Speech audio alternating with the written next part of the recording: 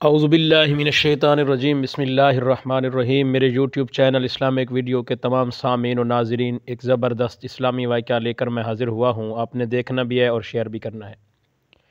مصر کا ایک امیر بزنس مین تھا۔ اس کی عمر 50 سال کے لگ بھگ تھی۔ ایک دن اس کو دل میں تکلیف کا احساس ہوا، اور جب اس نے قاہرہ کے سب سے بڑے ہسپتال میں اپنا علاج کرایا تو انہوں نے معذرت کرتے ہوئے اسے یورپ جانے کا کہا۔ یورپ میں تمام ٹیسٹ مکمل کرنے کے بعد وہاں کے ڈاکٹروں نے اسے بتایا کہ تم صرف چند دن کے مہمان ہو، کیونکہ تمہارا دل کام کرنا چھوڑ رہا ہے۔ وہ شخص بائی پاس کروا کر مصر واپس آ گیا اور اپنی زندگی کے باقی دن گن گن کر گزارنے لگا۔ ایک دن اچانک وہ ایک دکان سے گوشت خرید رہا تھا، جب اس نے دیکھا کہ ایک عورت کسائی کے پھینکے ہوئے چربی کے ٹکڑوں کو جمع کر رہی ہے۔ اس شخص نے عورت سے پوچھا، تم اسے کیوں جمع کر رہی ہو؟ تو عورت نے جواب دیا، گھر میں بچے گوشت کھانے کی ضد کر رہے تھے۔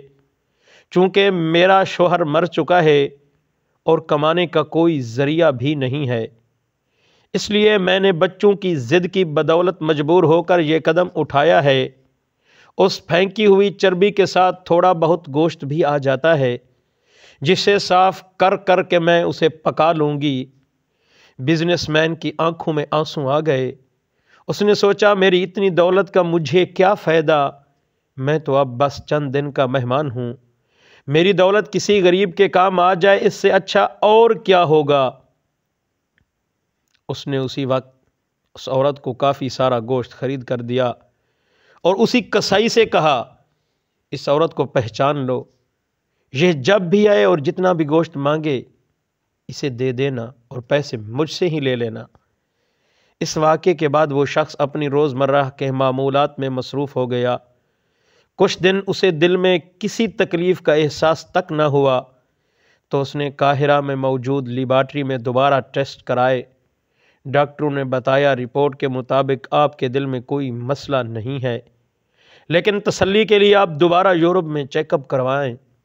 وہ شخص دوبارہ یورپ گیا اور وہاں ٹیسٹ کرائے۔ رپورٹس کے مطابق اس کے دل میں کوئی خرابی سرے سے تھی ہی نہیں۔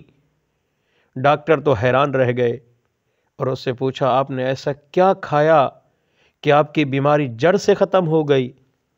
اسے وہ گوشت والی بیوہ یاد آئی اور اس نے مسکرا کر کہا، علاج وہاں سے ہوا جس پر تم لوگ یقین نہیں رکھتے۔ بے شک میرے نبی صلی اللہ علیہ وآلہ وسلم نے سچ کہا تھا کہ صدقہ ہر بلا کو ٹالتا ہے۔